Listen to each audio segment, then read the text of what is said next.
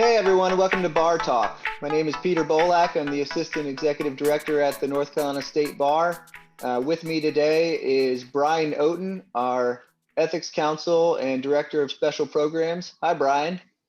Hi, Peter. Thanks for having me. In this episode, we're going to give you a recap of the events and actions that were taken in the April quarterly meeting of the North Carolina State Bar Council. Hopefully we'll make this short and sweet for you, but want to give you a good little synopsis and summary of the council actions from April, and we'll just dive right into this, Brian. I think one of the most important committees at the State Bar is the Ethics Committee, and like most quarters, there's a lot of actions coming from the Ethics Committee, including some proposed and adopted opinions and some potential proposed changes to the rules of professional conduct. Brian, would you kind of lead us into ethics with beginning talking about some of the opinions?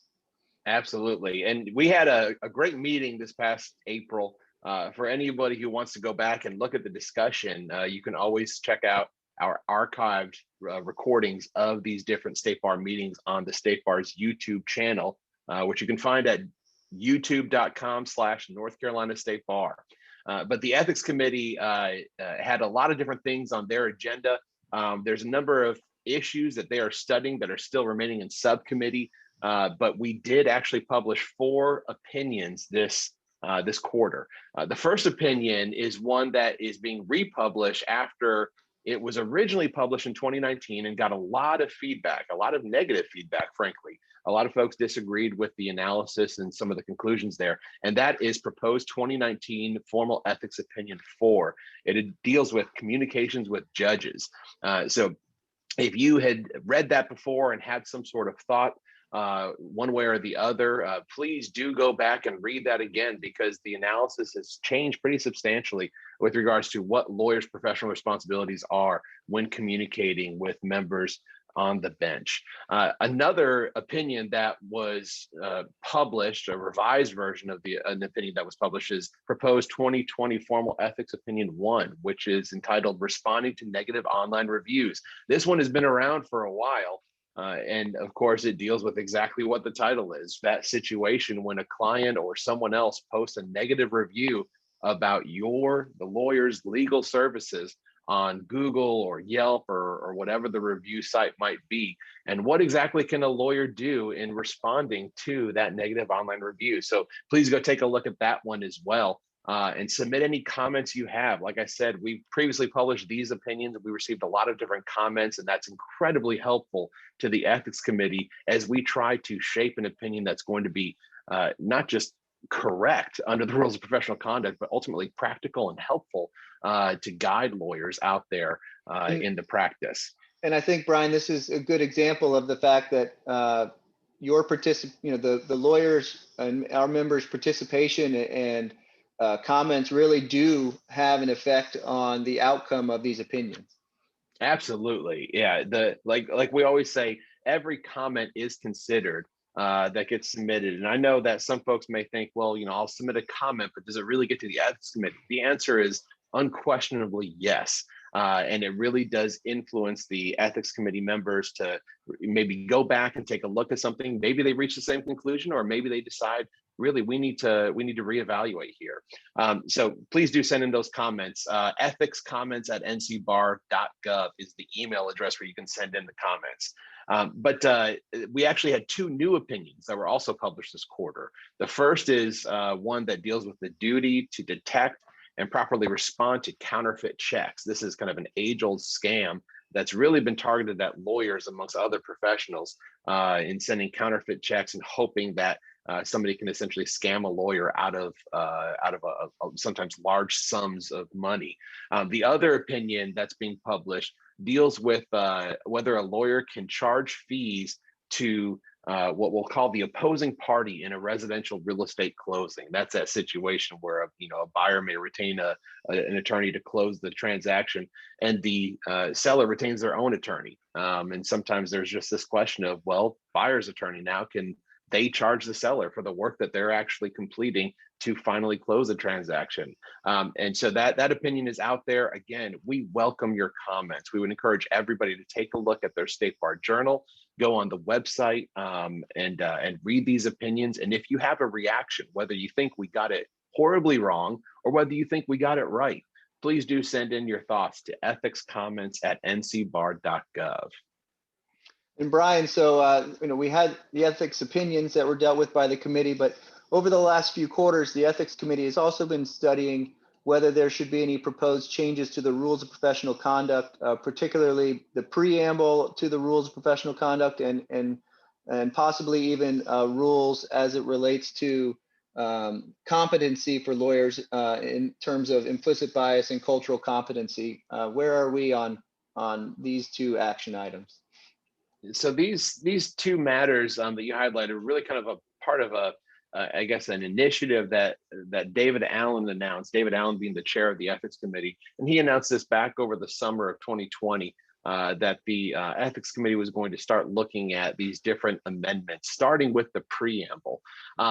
These matters have, as you may remember, we published a proposed amendment to the preamble back in July of 2020. We received a lot of comment, both in favor and opposing that proposed amendment. And that issue was sent back to a subcommittee for further study. And this, along with the one that you mentioned, the potential comment to Rule 1.1 on competency regarding implicit bias, these have been studied by separate subcommittees. Those meetings also are available for viewing on the State Bar's YouTube channel. But there's been some really great conversation amongst the different subcommittee members. And ultimately, the subcommittee that was studying the preamble met over this past quarter and drew a conclusion, making a recommendation to essentially rewrite the proposed amendment to the preamble and recommend its publication. And the ethics committee, the executive committee, and ultimately the State Bar Council agreed with that recommendation. And so we have a new proposed amendment to the preamble that's out for publication this quarter. And I'd like to read it for everybody. The proposed amendment states, and this is, again, the proposed amendment to the preamble, which is an aspirational section of the rules of professional conduct. It's not enforceable, but nevertheless, it's an important part of our rules of professional conduct in stating just what lawyers really should strive for as far as that those aspirational goals of the profession. The amendment would say this: the North Carolina Constitution requires that right and justice shall be administered without favor, denial, or delay. Public confidence in the justice system is strengthened when all participants are treated equally, fairly, honestly, and respectfully within the system. A lawyer, as a representative of and crucial contributor to the justice system, should foster public confidence in the administration of justice by treating all persons the lawyer encounters in a professional capacity equally, courteously, respectfully, and with dignity, regardless of a person's race, sex, national origin, religion, age, disability, sexual orientation, gender identity, marital status, or socioeconomic status.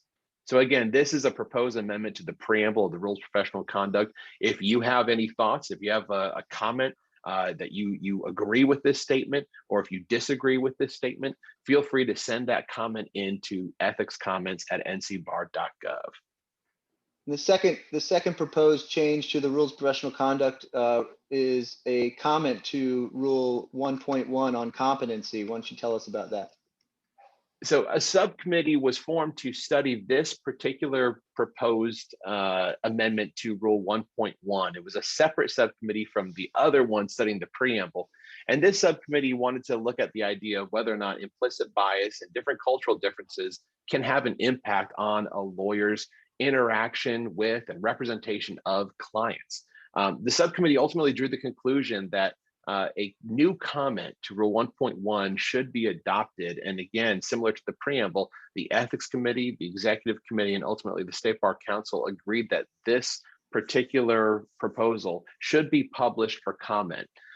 This new comment to Rule 1.1 would state as follows: competency includes a lawyer's awareness of implicit bias and cultural differences relative to a client or anyone involved in a client's matter that might affect the lawyer's representation of the client. This is to ensure understanding of the client's needs, effective communication with the client and others, and adequate representation of the client. So again, similar to the preamble, this too is out for publication. It's out for comment. We absolutely welcome your comments. If you agree and you're in favor of adopting this comment to Rule 1.1, feel free to send that your thoughts in to ethicscomments@ncbar.gov. If you disagree with this comment and don't think it should be adopted, again, send those comments into ethicscomments@ncbar.gov. I do want to point out that this comment, one of the things that we discussed really at length in both the subcommittee and the ethics committee, was the question of enforceability. Because the preamble, of course, is very aspirational, it's non-enforceable, but you get into the comments to the rules and you start getting closer to that line, or at least the question of, is this something that's enforceable? And I would encourage anybody that has any questions about that to go back and watch those videos of the meetings where we discussed this particular idea, because I think it was very clear that this too, similar to the preamble, is rather aspirational. It would be incredibly difficult and unique, I think, to even dream up a scenario where this could be enforceable. But we nevertheless still feel that it's very important to get everybody's thoughts on including this type of statement in the rules of professional conduct, particularly as it relates to Rule 1.1 on competency. All right. So the ethics committee certainly had a lot on its plate this past quarter. A lot of the proposed rules and actions of other committees head through the executive committee of the state bar, which is made up mostly of the chairs of the various committees of the bar. And it really is kind of, you think of like the funnel system where everything funnels from from our committees into the executive committee for review and approval before heading to the full state bar council. So there was a proposed rule regarding CLE that had been published, but for 2 quarters now, and was finally adopted by the State Bar Council, that relates to diversity, inclusion, and elimination of bias training. This proposed rule was adopted by the council to require 1 hour of diversity, inclusion, and elimination of bias training, which is defined in the proposed rule, and is now going to be sent to the Supreme Court for its review and potential approval. And that requirement would be in place for the 2022 CLE year. You can find that proposed rule on our website or in the journal. I won't read it to you in full today. And another action item, in addition to various proposed rule changes that are minor and technical in nature, there was the adoption of a new specialty for the Board of Legal Specialization. Brian, can you tell us what new specialty is out there that hopefully one day soon lawyers will be able to become board certified in? Sure. And I think before even talking about that, Peter, one thing to note about that CLE rule, you had mentioned that it was going to go into place in 2022, but it's only for a single year, right? It's not supposed to be an ongoing one at this point. Right. The proposed rule that is going to the Supreme Court would only be effective for the 2022 CLE year. The CLE board is conducting a broad study of its rules to determine what changes need to be made as it relates to your credit requirements, maybe the reporting period for taking your hours, should that be extended to a longer period of 2 or 3 years to take your required hours, what specialty credits should be required within that period, various changes to applications and annual report forms and those types of things. And so that study is ongoing and hopefully will be completed later this year with some recommendations of rule changes that will go through the council and then on to the court for potential approval. And so there is an intent from the CLE board to have diversity inclusion training be more of a permanent credit, whether trying to figure out whether that's every year or every few years. But the rule that is currently adopted and sent to the court is only effective for the 2022 year. All right. Well, the going back to what you had just mentioned, the creation of a new specialty. The specialization program has a number of different practice areas that they certify specialists in. And one area that the Board of Legal Specialization and ultimately the State Bar Council have agreed should be adopted as a new specialty is child welfare law. And this is one of those things that we were approached in the specialization program, approached by a number of different lawyers out there in the profession and in the child welfare practice area that wanted to create this specialty here in North Carolina. So after a lot of work on their part to craft new standards and so forth, after publication of the proposed standards, the State Bar Council did approve or I guess recommend the full adoption of the new standards, creating a child welfare law specialty in North Carolina. I think it's important to note that this would be one of, I think, maybe 3 specialty certification programs that actually that recognizes child welfare as a specific specialty area. So we're really excited about this development, and similar to the CLE proposal, it will be sent on to the Supreme Court for its review and potential adoption. In addition to the executive committee, we have other committees that are doing a lot of interesting things. One of those being the issues committee. The issues committee is generally structured with a number of different counselors from across the state, different practice areas that study just these issues, quite frankly, that come up to the practice that get presented to the State Bar Council for further study, or maybe if there's some sort of action that the State Bar Council can look into. And so there's a lot of kind of random and sometimes seemingly unrelated issues that get studied by this particular committee. But there's a lot of stuff that I think is really important here. So Peter, do you want to take us through some of the subcommittees that are currently underway studying the various issues before this committee? Sure. Without getting into too much detail, the Issues Committee has some subcommittees going on. There's one looking at the secure leave process in North Carolina, hopefully finding a way to make that more useful for lawyers, something that we have heard that lawyers don't particularly like the way it's currently set up, that requires such an advance notice and that it has to be taken in weeks, blocks of weeks at a time. So the Secure Leave Subcommittee is looking at ways to, recommendations to the court that they can make to improve that process. They've created a survey that they're going to be sending out to litigators and those that are in the courthouse often to figure out, get their input. There's also a subcommittee that is studying diversity and inclusion issues, both internal internal issues for the state bar. What can the state bar be doing better? What can the legal community be doing better? And that committee is ongoing, and hopefully we'll see some good recommendations from that committee in the future.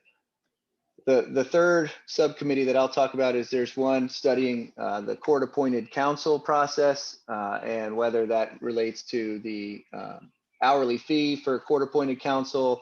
Are we struggling to find good lawyers to be on these court-appointed lists? What can we do to make that process better, and what recommendations can the State Bar make to improve that process? Again, they're going to be doing a survey for people who are involved in that process and court-appointed counsel, and try to get some input from lawyers and see what recommendations they can make. The final subcommittee that is being that's going on under issues is the regulatory change subcommittee. And I know, Brian, you're counsel to that committee, and they've looked at a lot of issues, but what have they been tackling this quarter as they continue their study? Right. So this subcommittee has been going on since really mid-year last year. We've had a number of meetings. Again, I'll tell all of our listeners, feel free to go watch those meetings on our YouTube channel, because they really are very interesting. We're studying a bunch of different regulatory change ideas and initiatives from across the country and really across the globe. And so this past quarter, we had a second meeting focused entirely on the idea of a limited license for paraprofessionals. This is an idea that's been implemented in other countries. Ontario has a program where they license paralegals to practice limited areas of law alongside lawyers. Arizona and Utah also have programs in place right now where they are licensing paraprofessionals. Minnesota has a pilot program to license paraprofessionals where they're studying this. And so we had yet another meeting on this very topic. There's been a proposal submitted to the state bar from a group called the North Carolina Justice for All Project. And it's a group of paralegals that are very interested and dedicated to the idea of providing legal services, but limited legal services for those that really can't afford legal services. So I think this is an idea that we will continue to explore. I think just the fact that this is the second meeting where we've been focused on this idea entirely is an indication of the genuine interest in just exploring this idea and seeing where this goes. But that committee is going to continue its work throughout the rest of the year. We're hoping to have a report with some recommendations before the State Bar Council by the end of the year, really at the October meeting. So we'll keep an eye out for that. And we're going to get to the dirty details of the grievance statistics and the random audit announcement in just a second. I just want to talk to you about quickly a couple other items that from the April meeting. The appointments committee is going to be making some appointments in July. So if you're interested in serving on various boards and commissions that are related to the state bar, the vacancies that are coming up for July are with the Disciplinary Hearing Commission, the Board of Legal Specialization, and the IOLTA board. If you're interested in serving on any of those committees, please contact Alice Mine, our executive director, at amine@ncbar.gov, and she'll be able to tell you what types of documentation you should send in. Finally, we're proud and happy to announce that the Finance and Audit Committee received the audit report for 2020, and the State Bar had a clean audit with no issues that were found by our auditors. That report will be submitted to the state auditor's office, and you can find those audit reports through the state auditor's office. Let's get to the thing that everybody's been waiting for. Thank you for joining us on this journey through the April 2021 quarterly meeting. But as everybody knows, there is a grievance committee, and discipline is something that the state bar has to carry out in terms of its regulatory function. It's something that is taken very seriously, and the counselors that serve on the grievance committee really do a very great job of being very thoughtful in weighing all the different considerations in determining what should be done with the complaints that are submitted by the public. So ultimately, Peter, do you have some statistics on what the grievance committee did at the April meeting? Yeah, so the grievance committee considered 192 items this quarter. And I think the most important thing for lawyers to know is that 149 of those files were dismissed. So there is a large amount of files and grievances that get dismissed by the committee. There's no kind of plan at the state bar to target lawyers and go and issue discipline that's unwarranted. So of the 192 items, 149 of those were dismissed. There were some files continued. We had 7 lawyers referred to the trust account compliance program. We had 6 lawyers who received letters of caution. 8 lawyers received letters of warning. Both of those are officially dismissals, letters of caution and letters of warning. 5 lawyers received admonitions. All of that is private discipline. And then as it relates to publicly known discipline, there were 4 lawyers who received reprimands, 3 lawyers who received a censure, and then 6 lawyers were referred to the Disciplinary Hearing Commission. So the grievance committee instructed the state bar to file a complaint against those lawyers at the DHC, alleging serious misconduct that could rise to the level of potential suspension or disbarment. It's important to note that the State Bar Council and the Office of Counsel does not suspend or disbar lawyers. That process is done through hearings with the Disciplinary Hearing Commission. The State Bar in that instance serves as the prosecutor, even though it's a civil matter. It's akin to prosecuting a criminal case. The State Bar files a complaint and prosecutes that case in front of the panel of the Disciplinary Hearing Commission. So that's the grievance numbers for April. And the last item to mention, I think of note to anyone listening, there is random audits are still being conducted, although most of them are being done remotely. There are the two counties that were selected for random audit this quarter are Cabarrus County and Robeson County. So those judicial districts of those two counties are going to be randomly audited. I will say that Brian and I spent some time before recording this trying to make sure that we were pronouncing Robeson County correctly, and you can find some differing opinions on that online. If you have a comment on whether or not Peter just correctly or incorrectly pronounced Robeson County, feel free to send it to pbolac@ncbar.gov. Well, that's what we got this for this episode.